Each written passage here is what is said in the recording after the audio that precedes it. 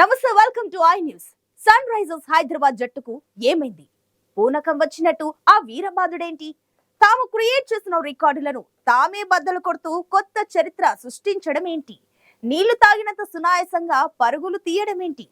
Rubber ball తో ఆడినట్టు ఆ సిక్స్లు కొట్టడం ఏంటి?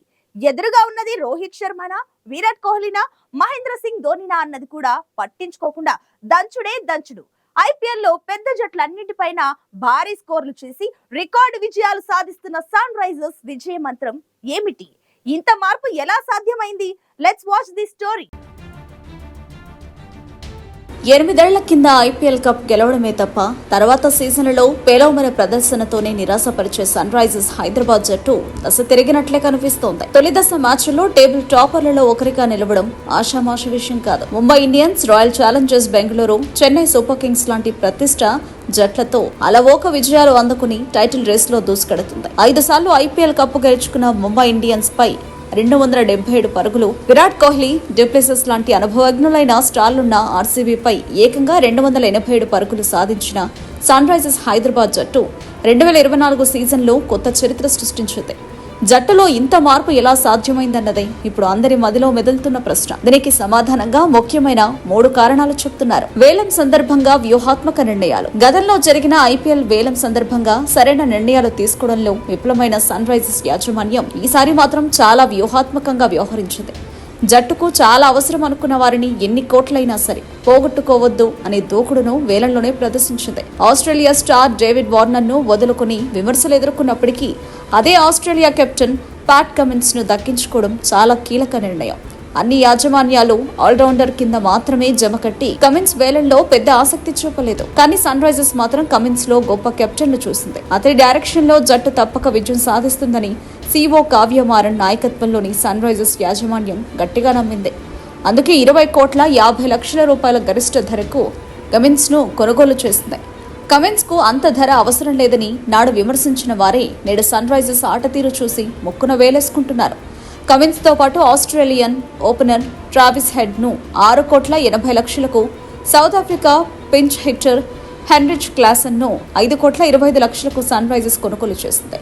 మిగతా యాజమాన్యాలు నిర్లక్ష్యం చేసినా వీరిద్దరి విషయంలో కావ్య బృందం సరైన నిర్ణయం తీసుకుంది.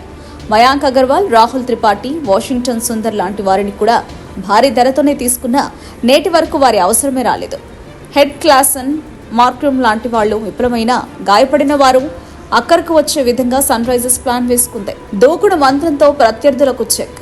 గతంలో భువనేశ్వర్ కుమార్, రషీద్ నాయకత్వంలో నటరాజన్, జేమ్సన్ లాంటి సీమర్లతో బౌలింగ్ లోనే బాగా బలంగా ఉండేది. బ్యాటింగ్ లో కనీసం 150 పరుగులు చేయడం గగనంగా ఉండేది. కానీ ఈసారి బ్యాటింగ్ విభాగాన్ని బాగా బలోపేతం చేశారు. దూకుడే మంత్రంగా ఆడే హెడ్ అభిషేక్ శర్మ, క్లాసన్, మార్క్రూమ్, మయాంక్ అగర్వాల్, అబ్దుల్ సమద్ లాంటి వాళ్లను జట్టులో చేర్చుకుంది. వీరంతా చాలా దూకుడు ప్రదర్శించే తత్వం ఉన్నవాళ్లు.